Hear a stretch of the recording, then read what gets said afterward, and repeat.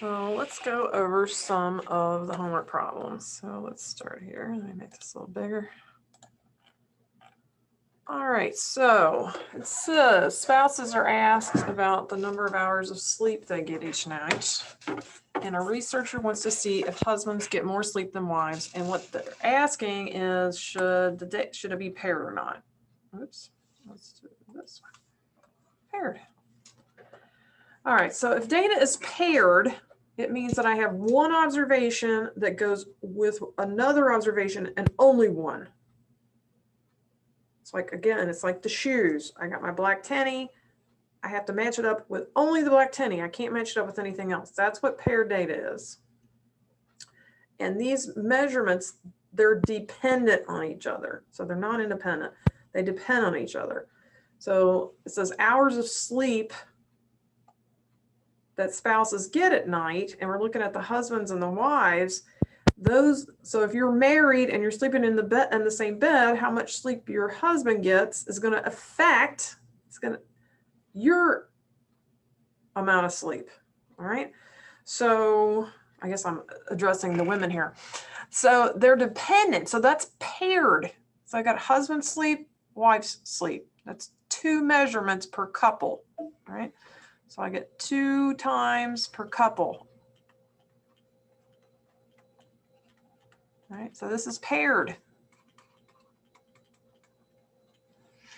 All right, next one, we got 15 players on a baseball team with a large home field and 15 players on a baseball team with a small home field. So we're comparing home runs between the small home field and the large home field. All right, is there natural pairing? All right, so think about, let's say I have a player on the large home field.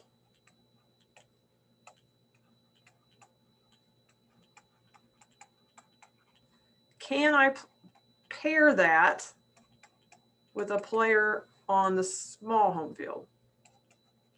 Him, let's see, this is men's baseball. Can I pair him up with a player on the small home field? Is there a specific player on the small home field that goes with the specific player on this large home field? And the answer is no. There's no pairing.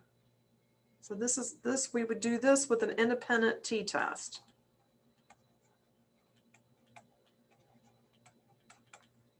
If we wanted to compare and see if one of those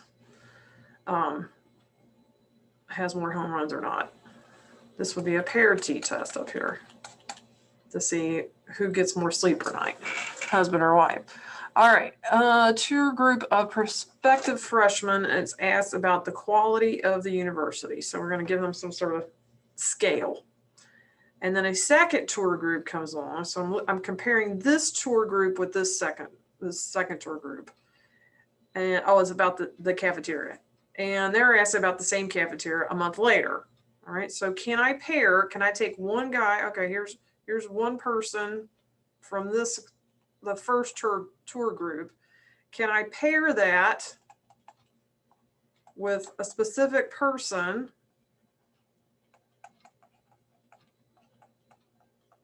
from the second tour group? No, there's no natural pairing here. So this would be an independent T.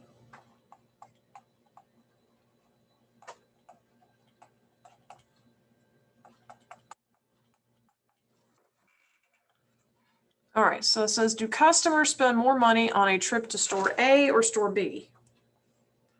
So, by the way, my variable here is amount spent.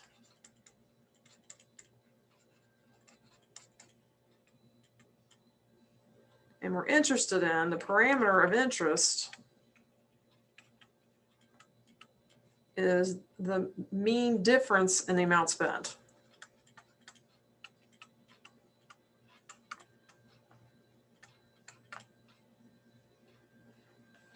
All right, so And whether we use this mean difference, this can either be, it's either mu D or, and here we'll call it A and B, mu A minus mu B, all right? If it's paired, I use this guy. If it's not, it's this guy, all right? So, all right, so it says, do they spend more? So we have customers at store A, customers at store B. Can I pair those up? Can I take a customer in store A and say that customer goes with this other customer at store B? No. All right, so think about two people at a time. If those people go together, then it's paired. All right, so this is not paired. This is going to be an independent T. We have independent groups. The group that goes to store A is independent of this group that goes to store B. So we're going to use this guy. All right, so my hypotheses are going to be about mu A minus mu B.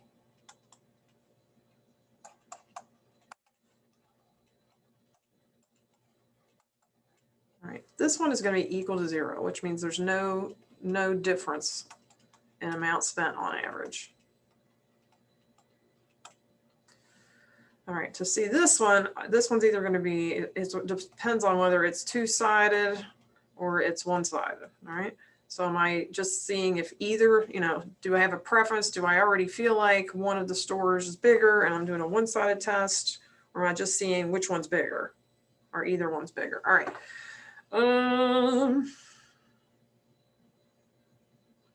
Test the hypothesis that the means are equal. All right. So here, there's no preference. We're not seeing if A is bigger than B or if B is bigger than A. So this is going to be not equal to 0. Either one could be bigger. This is a two-sided test.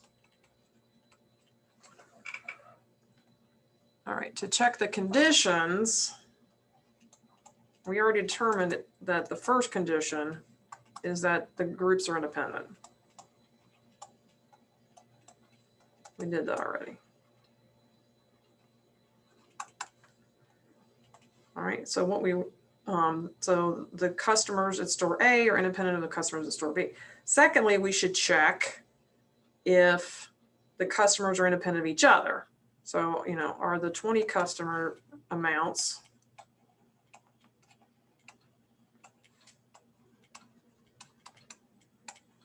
independent of each other?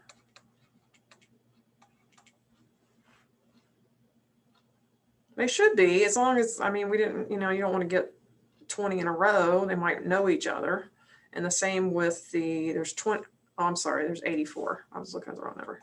84 customers that are at store A independent of each other, and the 83 customers amounts. And they should be, as long as they didn't get 84 in a row, or no, what did they say? Oh, they got a systematic sample. So no, so yes, these are independent. Systematic sample means every 5th customer or every 10th customer. Those amounts should be independent of each other. All right, so we got that. And then the third, it doesn't talk about this, but we should look at the histograms.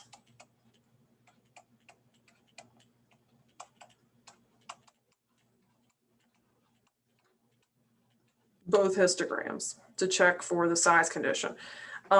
This 84 and 83, these are large samples. They're bigger than 40. So as long as the histogram is not extreme in some way, not extremely skewed, no extreme outlier, then we're good. That's probably fine, but we can't check that. All right. What's the test statistic? All right, so this is where we do our calculations. We get a test statistic T, and the formula for this is y1 bar minus y2 bar over square root S1 squared over N1 plus S2 squared over N2. That will be given on the test next week. So, all right, so y1 bar, that's the mean from A. We'll call that 44. S is 20, N is 84. So this is 44. This is 20. And this one was 84. All right, so that's the stuff from the first sample and the second sample. I'm going to do the minus on the top, a plus on the bottom. This has 83 in it, but it has mean. The mean is 51 and the standard deviation is 18.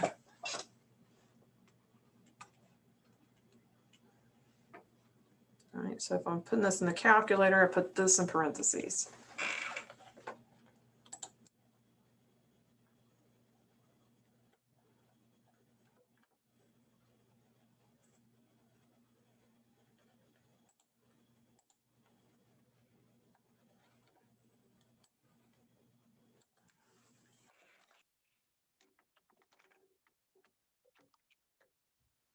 Four minus 51 divided by square root.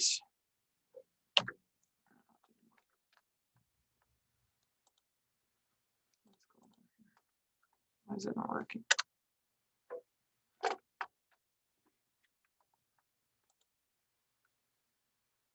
Okay, let's start over. All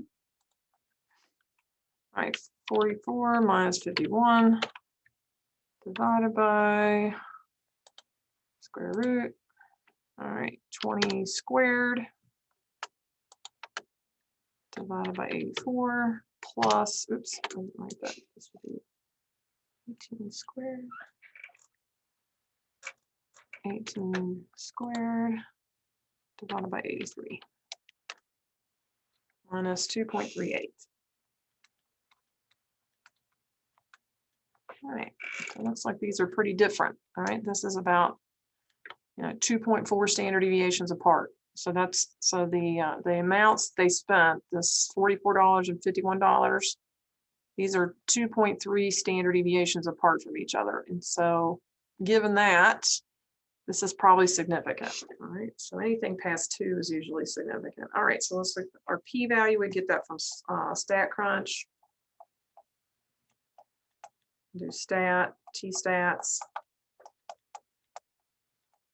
2 samples, because this is independent, with summary, and then we would type in all our information.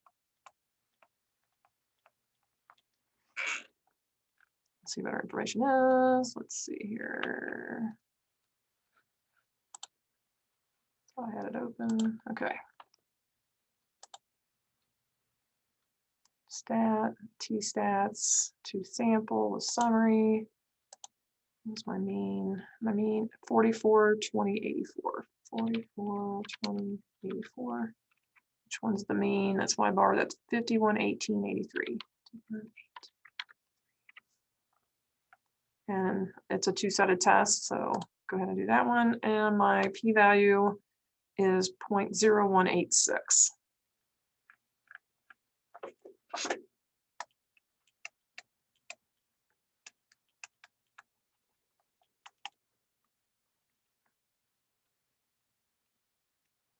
All right, my conclusion is about the population difference in means. Here we got populations, 2 of them. The customers are good at A. The 2 populations difference in the amount spent.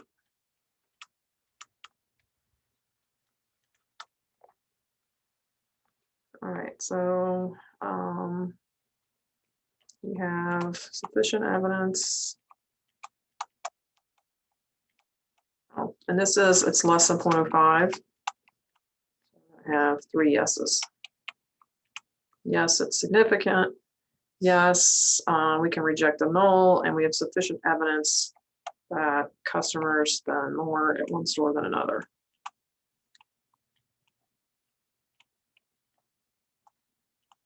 Which one is it? The mean is bigger for B. So they spend more at B than they do A.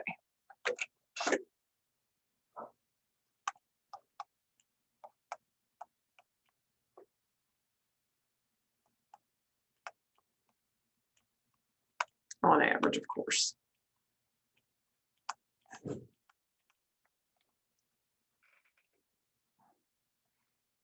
Okay, so I can just, to get the confidence interval for how much more, I would just have to do options edit and turn this into a confidence interval.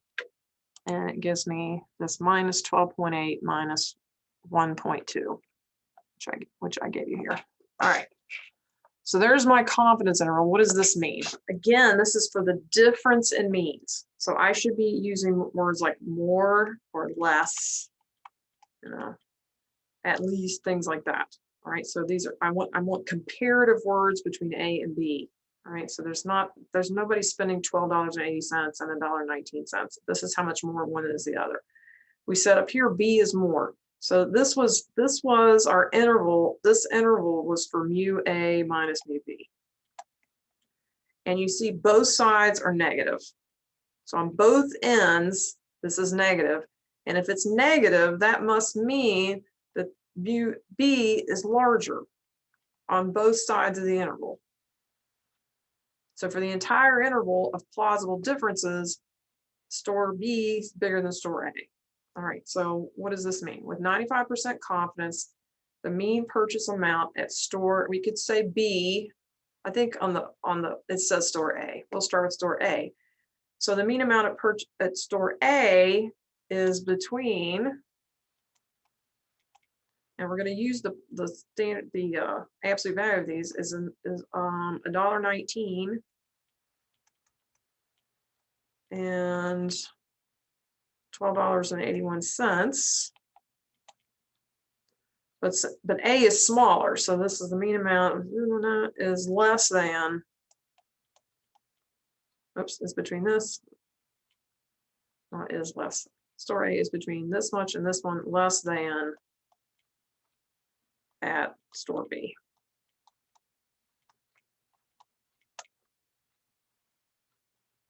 All right, so I use less than because this is negative. So I could have also said, you know, use B here.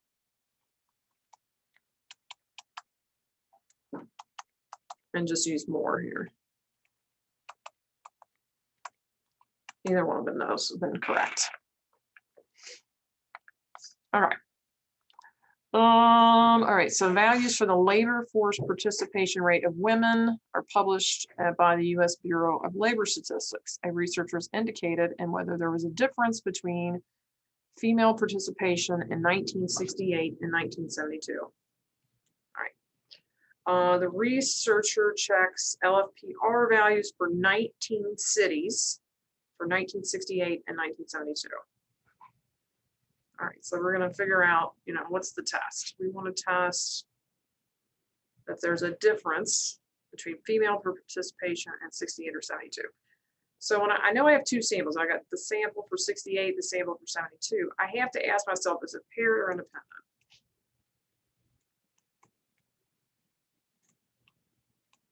All right, so my data, it's 19 cities. And for each city, I have 1968 amount and a 1972 amount, right?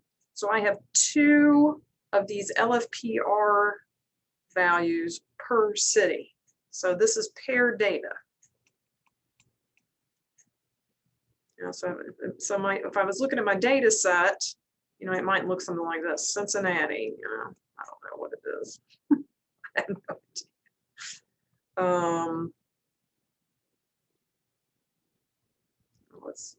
It's a percent. So let's say Cincinnati, and I would have, you know, 68 and 72.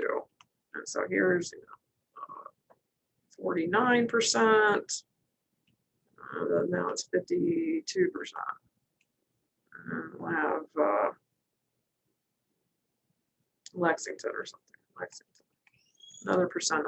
So I'd have two values per city. So this is paired.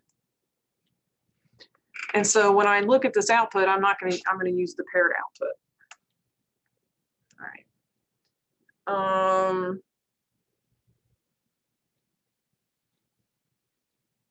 All right, we're, you know, so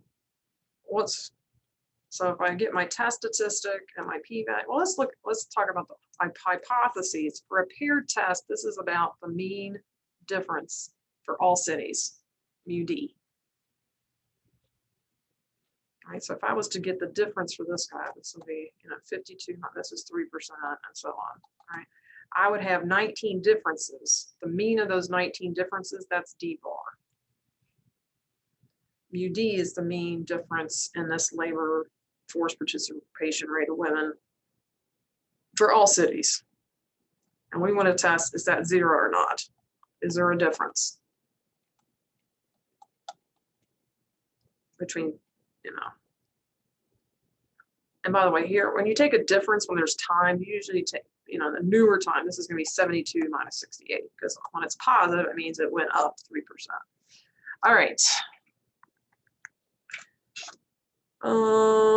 That's what they did too. All right, so their test statistic is 2.458. It's pretty big. And the p-value is 0.0244, which is pretty small. All right, so this is less than 0.05. Yes, so I got 3 yeses. It's significant, reject the null.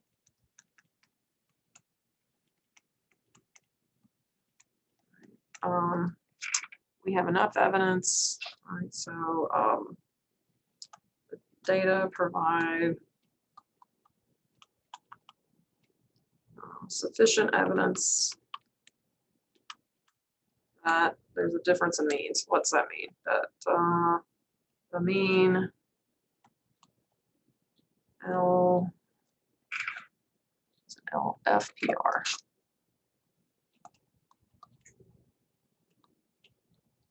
changed, right, between 68 and 72. All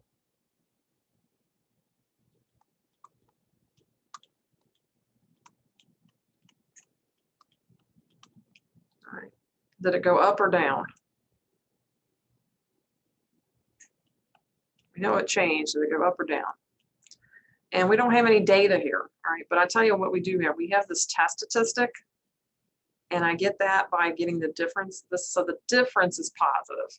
This test statistic, this is D bar over SD over the square root of N, right? So my difference, this D bar, this is the mean of all those differences. This has to be greater than 0 for T to be greater than 0. So that means 72 is bigger than 68. So then it went up from 68 to 72.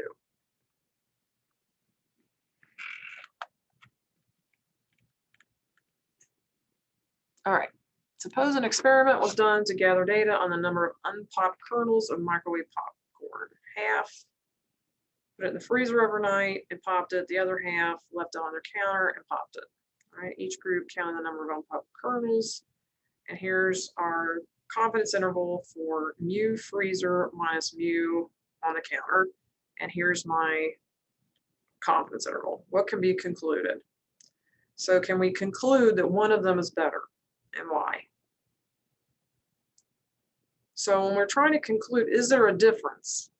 Right? The only way that there's no difference in mean would be if this mu1 equals mu2, which means the difference is 0. And 0 is not in this interval. The entire interval is negative.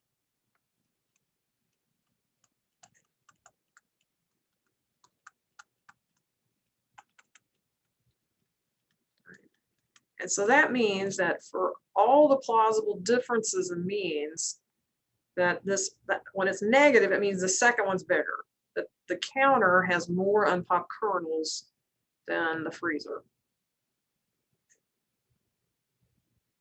So we have evidence that the freezer is going to have fewer pop kernels, because that's what you want, is fewer unpopped. All right, so these are negative numbers. So mu freezer, no, mu counter is bigger. So this is going to be B. All right, another question. Do women spend more time talking on the phone than men? I'm going to guess yes, but okay. A student collects data from students. 90% confidence interval for men minus women is negative 150 to positive 30. All right. Can we conclude that women talk more than men? All right. So if that was the case, if women talk more than men, then this thing should be negative.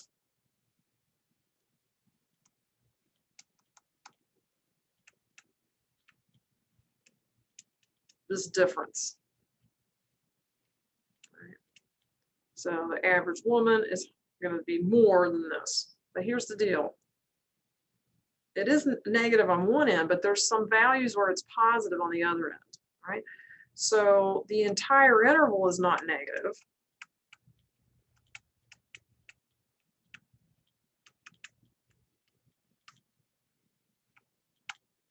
So men could talk more than women.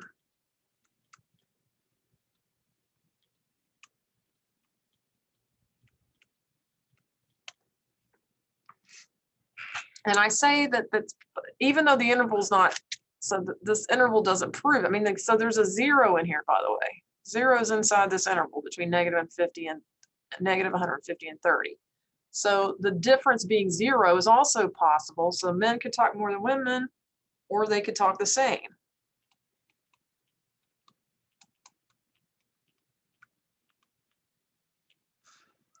All right. So this will be a no.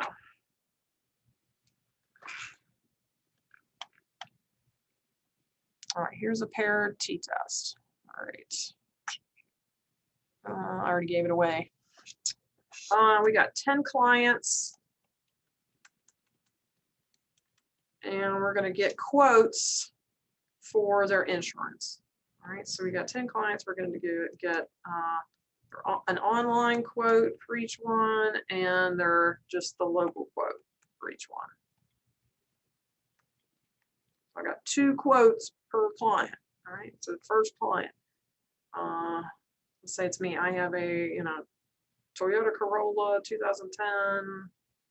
I live 5 miles from work. Blah blah blah blah blah. And then I get a quote for this online company. Quote at the local for both. All right. So this is paired. Same person twice. All right. So so when I do this test, we're going to test if there's a difference. Actually, it says test if there's evidence that they might save money by switching to the online agent. All right. So mu D. So if we do local minus online, just because so if it's local minus online, if you save money by going online, then this would be less money. And this whole thing would be positive. So UL minus 0 would be positive. So that's what this D is. All right, so this, right, if it's positive, saves money. You save money by going online. This is 0. All right. Conditions, we already have the paired, yes. Are the quotes themselves, from different customers, are those independent? Yeah. It's different people. They have different kind of cars. So yeah. And then I should look at a histogram of the differences.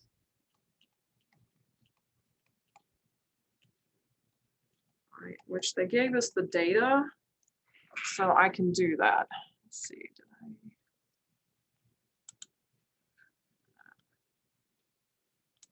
There we got it. Okay. So if I just run the test, I know it's going to be a paired test. T-stats paired. I'm going to pick local and online. One of the options is to make a histogram down here. So in my optional grams, click that. With this little arrow, there's my histogram. It is exactly symmetric. Looks great.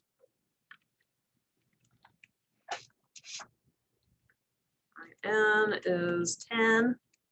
So it needs to, so the histogram is required to be unimodal symmetric, and it is.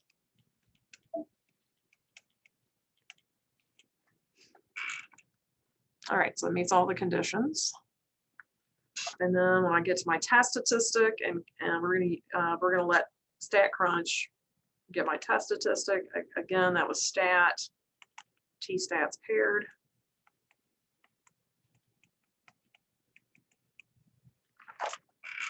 Let's go back. There. And we get T is 0.71, p-value is 0.5, basically, 0.495.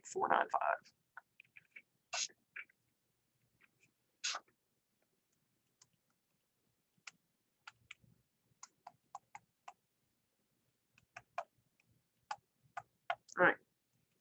This tells me that the local prices and the online prices are less than a standard deviation apart. So this T tells me how far apart this group is from this group.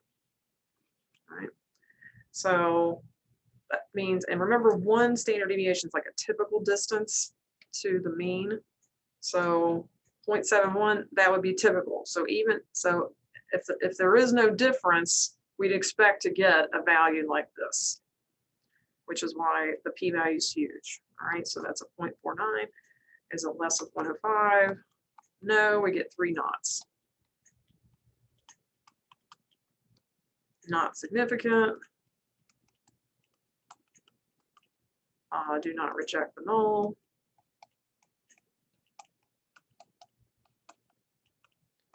This is not enough evidence.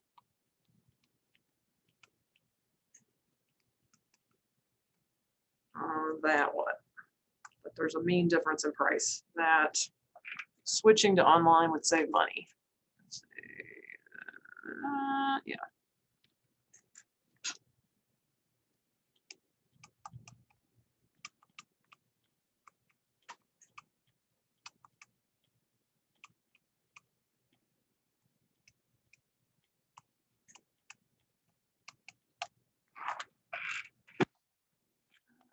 That is all. All right, so that's paired versus independent data, right? Independent t-tests.